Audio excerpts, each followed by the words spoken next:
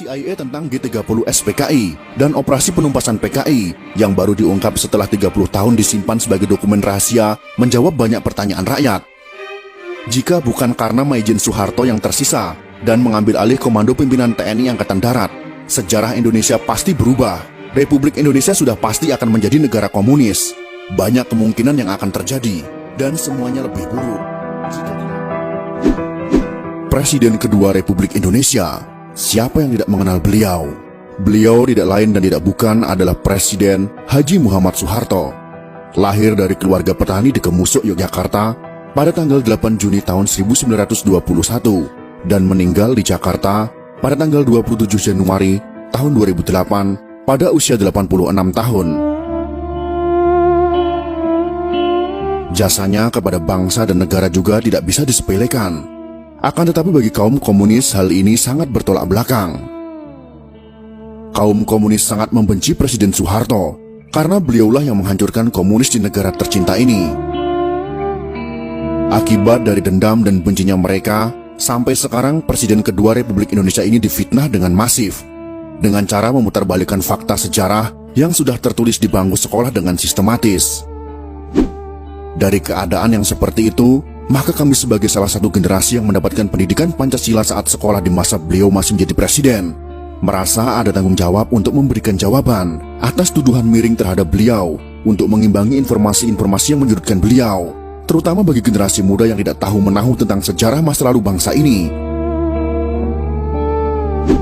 Dan akhirnya belajar sejarah dari sumber yang salah, yaitu bersumber dari orang-orang simpatisan atau pendukung komunisme yang sangat gencar ingin mengubah sejarah masa lalu mereka. Beberapa pemimpin dunia yang memuji Presiden Soeharto dalam pernyataannya. Berikut ini adalah pernyataan tersebut. Dr. Mahathir Mohamad, mantan Perdana Menteri Malaysia, mengatakan, krisis ekonomi tahun 1998 memang dirancang untuk menjatuhkan Pak Harto. Jika Pak Harto tidak jatuh, Indonesia akan jadi negara maju. Lee Kuan Yew, mantan Perdana Menteri Singapura, juga mengatakan, Pak Harto pemimpin luar biasa. Beliau harus mendapat tempat terhormat dalam sejarah Indonesia. Sedangkan Sultan Bolkiah dari Kerajaan Brunei mengatakan,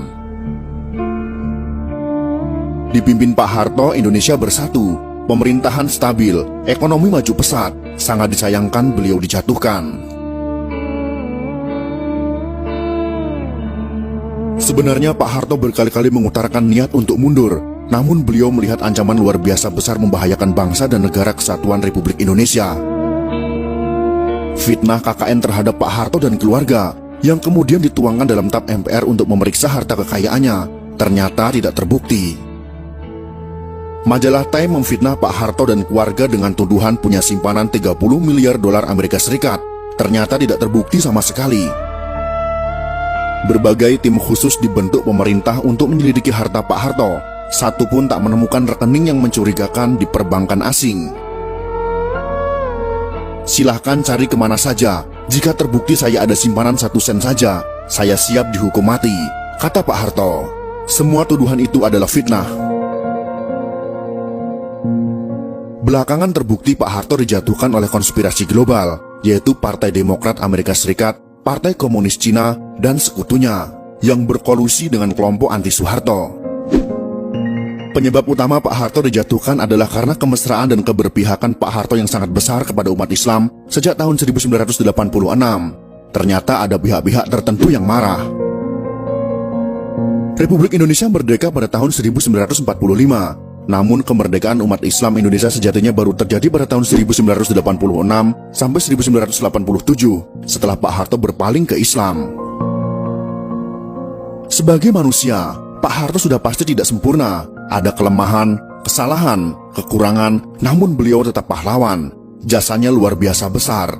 Terbukti pada beberapa hari setelah Partai Komunis Indonesia melancarkan gerakan 30 September, Partai Komunis Indonesia, membunuh para pimpinan TNI Angkatan Darat, ulama-ulama, dan tokoh-tokoh anti PKI di seluruh Indonesia.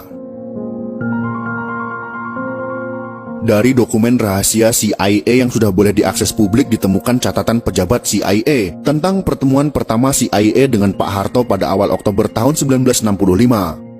CIA belum pernah membuka ke publik. Pak Harto juga tidak pernah mengungkap mengenai pertemuannya dengan CIA beberapa hari setelah G30 SPKI di Jakarta.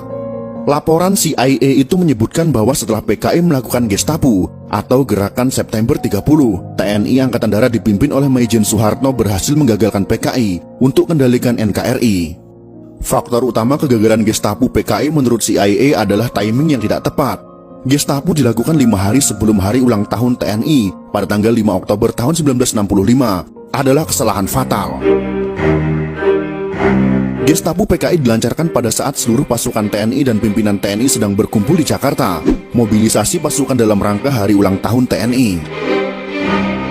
Kesalahan fatal kedua PKI adalah meremehkan sosok Soeharto, yang hanya seorang panglima pasukan cadangan TNI Angkatan Darat. Dulu Kostrad tidak prestisius.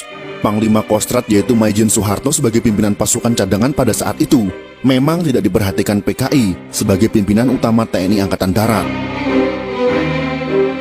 Underestimate terhadap Soeharto juga disebabkan karakternya yang tidak menonjol. Soeharto tidak terseret dalam faksi tertentu di Angkatan Darat. Dalam hal ini yang harus kita ketahui adalah, pada masa itu Kostrad tidak memiliki pasukan tempur. Jadi Maijen Soeharto pada saat itu tidak memiliki pasukan yang siap untuk berperang. CIA mengungkap, sikap low profil Soeharto disebabkan oleh kegagalan besar operasi Trikora pembebasan Papua Barat, di mana TNI kalah telak dari Belanda. Soeharto yang low profil, tidak suka berpolitik selama menjadi perwira TNI, membuat posisinya dianggap netral, tidak berbahaya oleh PKI. Di internal TNI pada saat itu, ada TNI faksi pro Soekarno, seperti Jenderal Ahmad Yani, ada faksi pro Abdul Haris Nasution, yang anti PKI, dan faksi TNI yang pro dengan PKI. Dari film G30S PKI yang dibuat berdasarkan fakta sejarah itu, rakyat tahu bahwa sempat timbul pro kontra di Politbiro PKI mengenai Jenderal Ahmad Yani.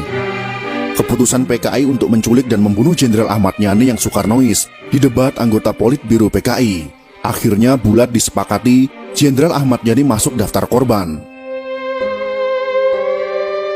Dokumen CIA menyebut bahwa keputusan PKI untuk menghabisi Jenderal Ahmad Yani karena dikhawatirkan Yani akan jadi masalah jika Soekarno meninggal dunia. Sedangkan Maijen Soeharto adalah staf dari Jenderal Ahmad Yani. Pak Harto tidak termasuk pimpinan TNI Angkatan Darat yang diperhitungkan oleh PKI. Inilah kesalahan fatal Gestapo PKI. Laporan CIA jelas menyebut ada kesalahan analisa Politbiro PKI dalam menyusun daftar korban. PKI tidak memperhitungkan kemampuan militer Soeharto. Secara politik, benar Maijen Soeharto sudah tamat karena memalukan Soekarno. Secara militer juga tamat karena hanya jadi panglima pasukan cadangan. Dari perspektif faksi militer, Soeharto tidak masuk faksi manapun. Soeharto hanya dianggap bayang-bayang Jenderal Ahmad Yani. Gestapo pun dilancarkan PKI. Pertanyaan besar pun muncul tentang faktor keberhasilan Soeharto melakukan serangan balasan terhadap aksi Gestapo yang berujung kepada penumpasan PKI terjawab dalam laporan CIA. Saat hampir semua pimpinan TNI Angkatan Darat yang anti PKI dan pro Soekarno sudah dibunuh PKI, yang tersisa hanya Maijen Soeharto dan Jenderal Nasution yang terluka. Muncul pertanyaan, mengapa Soeharto bisa memobilisasi TNI begitu cepat dalam jumlah besar? Ada dua alasan untuk menjawab pertanyaan ini. Yang pertama, sebagian besar pasukan TNI ada di Jakarta dalam rangka hari ulang tahun TNI pada tanggal 5 Oktober tahun 1965. Yang kedua, Soeharto adalah mantan Panglima Trikora, satu-satunya jenderal yang berpengalaman dalam memobilisasi pasukan TNI dalam jumlah besar yang luput dari analisa PKI. Soeharto sebagai mantan Panglima Operasi Trikora sangat berpengalaman memimpin, memobilisasi ratusan ribu pasukan dari 3 matra TNI. Sekakmat TNI berhasil membalas aksi PKI. Bagi Soeharto memerangi pemberontakan PKI tahun 1965 sama seperti perang lawan pasukan Belanda. Hanya saja PKI lebih lemah daripada Belanda. Laporan CIA tentang G30S PKI dan operasi penumpasan PKI yang baru diungkap setelah 30 tahun disimpan sebagai dokumen rahasia menjawab banyak pertanyaan rakyat. Jika bukan karena Maijen Soeharto yang tersisa dan mengambil alih komando pimpinan TNI Angkatan Darat, sejarah Indonesia pasti berubah. Republik Indonesia sudah pasti akan menjadi negara komunis. Banyak kemungkinan yang akan terjadi, dan semuanya lebih buruk.